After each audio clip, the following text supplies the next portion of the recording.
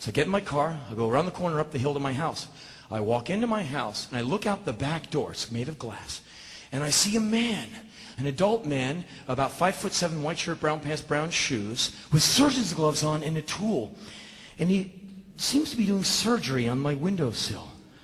And there's a 1.5 second, what the fuck, be very still type of thing you go through. You're like, whoa, whoa. Am I dreaming? Am I high? Or is there a man with surgeon's gloves and a tool operating on my windowsill? You go into total denial mode. What is he doing? Perhaps he's my window guy? Do I have a window guy? I have window people? Whoa. Is he from Homeland Defense? Just checking for Al-Qaeda cells. Sometimes they burrow in the caulking between the pane and the sill, sir. It's all part of the Patriot Act, 58,000 words of Kafka-esque legalese that not even the president can get through, don't worry. And all these obtuse terms means we just get to put our hands up your ass anytime we want. So just go on and be very afraid of us. We're the government. Fuck you. So I stand there going, what do? Do I leave? Do I get on the phone? What do I do? And in that moment of me going, the man stops his work, puts the tool down, looks up, sees me. A beautiful smile goes across his face, and he waves, and he says, "Hey, how are you?" And the most insane conversation I've ever had in Southern California starts right at that moment. Now, being somewhat a polite lad, not that I've displayed any of that so far this evening, I am somewhat polite. So when he said, "Hey, how are you?" I stupidly answered back, "Fine, thank you." And then I asked him a stupid question, "How are you?" And then a stupider question, "May I help you?" What am I thinking? The man points to a house next door to me, and he says, your neighbor let me in. The neighbor is dead, 97 years of age. Is a pretty good achievement, I think. So what are you doing? And he went, "Well, you have a front door buzzer, right?" I went, "Front door buzzer?" It's like one non sequitur weird thing after another. This conversation is now going into its second utterly surreal minute. I go, "Door buzzer? Neighbor? What are you doing? What are you doing? What are you doing? What are you doing? What are you doing?" He's like, well, you have a neighbor, and there's a buzzer. No, forget the neighbor, forget the buzzer. Okay, I'll tell you what you're doing. He's like, "Oh, okay, maybe he needs help." You know, remembering his motivation in this scene. And so I said, "You're a burglar. You're breaking into my house." He went, "No, no." Now, when you call someone a burglar, that's some pretty heavy shit. You know, you better be able to back that up. So I was like, "Oh, I'm sorry." "Then what are you doing? What are you doing? What are you doing? What are you doing?" And then he said something totally insane. He said, "Let me in. Let's sit down. Let's talk about this. I don't have a gun. Be a man." Be a man?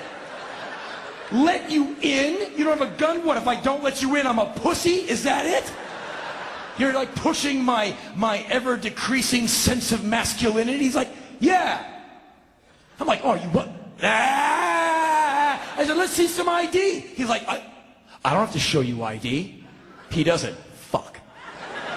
I go, "How about this? I'll show you my ID, and I'll call up the cops, and they'll come over, they'll show you their ID, and we'll get in the backyard, and we'll have a get-to-know-each-other party. What do you think about that?"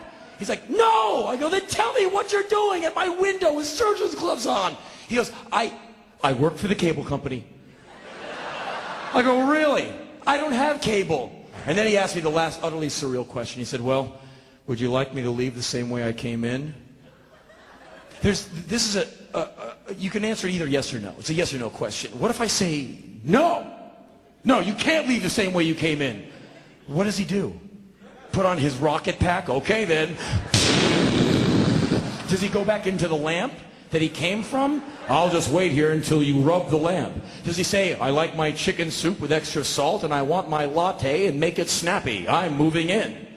What if I say yes? Does he say, "I am Hassan"?